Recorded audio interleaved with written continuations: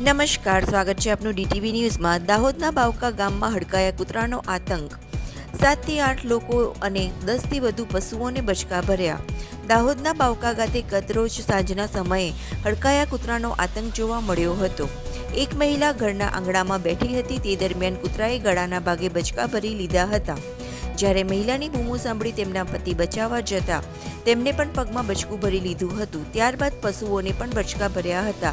આ સિવાય ગામમાં બીજા લોકોને પણ બચકા ભર્યા હતા। સાહેબ, આ છે ને, અમે આંગણામાં આજે બેઠા હતા પતિ પત્ની ને કોફી પી રહ્યા હતા। કૂતરું એક દોડીને ખાયું તો ઢોર બાંધેલા ને એ તરફ જતો તો મારા ઘરવાળાએ કીધું કૂતરાને ભગાવવા પ્રયત્ન કર્યો, પણ એ કૂદી અને એને ગળું પકડ્યું। પછી એને મેં બચાવવા ગયો તો મને હાથમાં પકડી દીધો અને મને પાડી દીધો। અને મારા ગામમાં 4-5 ઢોરો, પછી 4 જણ બીજાને જે કર્યા એ જાહેરાતમાં દાખલ થયા છે આજની તારીખમાં। મહિલાઓ સહિત 7 થી 8 લોકો ઉપર હુમલો કરી બચકા ભર્યા હતા, તેમજ 10 થી વધુ પશુઓને પણ બચકા ભર્યા હતા। ઈજાગ્રસ્ત તમામ લોકોને દાહોદની ઝેડસ હોસ્પિટલ તેમજ અન્ય ખાનગી હોસ્પિટલમાં સારવાર હેઠળ ખસેડાયા હતા। હડકાયા કૂતરાના આતંકથી ગ્રામજનોમાં ભયનો માહોલ જોવા મળી રહ્યો છે।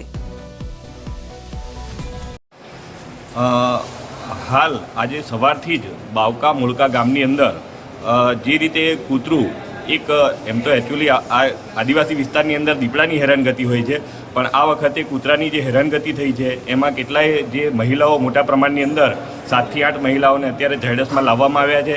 અને આ ગંભીર રીતે જે એમના દાંત, કૂતરાના દાંત, એમ કહી શકાય કે હડકાયેલું કૂતરું સવારથી આખા ગામની અંદર હેરાનગતિ કરી રહ્યું છે।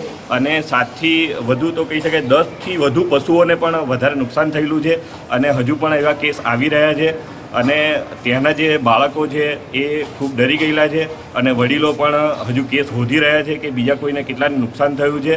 અને દરેક જણ પોતાની રીતે સુરક્ષા માટે લાકડી તેમજ શસ્ત્રો લઈને પોતાની સુરક્ષા કરી રહ્યા છે। હજુ કાલે પણ કેટલા કેસ બને એ હજુ કંઈ નક્કી નથી, પણ તૈયારીમાં આજુબાજુના ગામને પણ મીડિયા માધ્યમથી અમે જાણ કરીએ છીએ કે પોતાની સુરક્ષા કરે અને પ્રશાસનને પણ આ તૈયારીમાં આ એલર્ટ બને અને જે કૂતરું જે હડકાયેલું છે એને તુરંતમાં તુરંત પકડવામાં આવે।